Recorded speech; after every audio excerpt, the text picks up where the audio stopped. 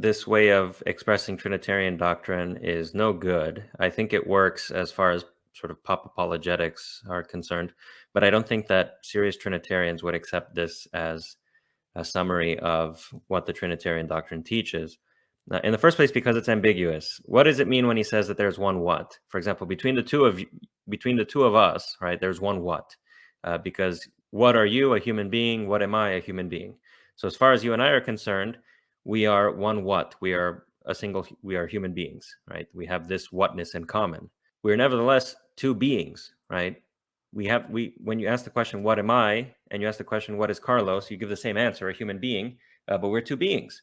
So if you and I are two beings and we're still one what, why shouldn't there be three gods then in the case of the Trinity? If you mean by one what, you mean a thing, so not just one type of thing, but one thing, how do you have three persons in one thing? Because normally a person is a kind of thing. A person in the class, so for example, the classical definitions of person, Boethius defines a person as an individual substance of a rational nature. So if you have an individual thing, and that thing naturally has rationality, then you have a person, whether you have a human being or an angel or an extraterrestrial or whatever it might be. If you have one individual thing out there in the world, and that thing has rationality by nature, then it's a person. And so if you have two persons or three persons, then you have three things. Or you can go to John of Damascus. John of Damascus defines a person as an individual that appears to us as sort of distinct and set off from other individuals of the same kind. So, for example, I am a person because even though I am of the same kind as you, nevertheless, my appearance is distinct and set off. You can distinguish me from other human beings or other human persons. For John of Damascus, a person is a clearly distinguished individual thing of whatever kind of nature, right?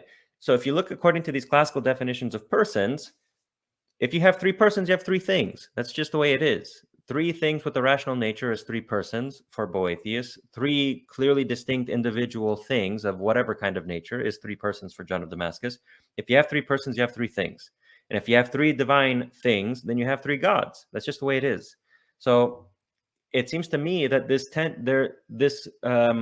this formula of one what and three whos does not do much to alleviate the problems, because we can ask, in what sense do you mean that there is one what? Do you mean that there's one thing, or do you mean that there's one kind of thing involved? Because between the two of us, there's one kind of thing, a human being, but there's still two things, two beings. So also, when you say a person, what do you mean by a person? Because the classical definitions of persons identify persons as individual discrete things, just like I am a person and you are a person, right? Because you can tell us apart. Well, if you have two persons or three persons, then it looks like you have three gods. So I don't see really how this formula does very much or goes very far in terms of explaining the doctrine of the Trinity without reducing it to tritheism.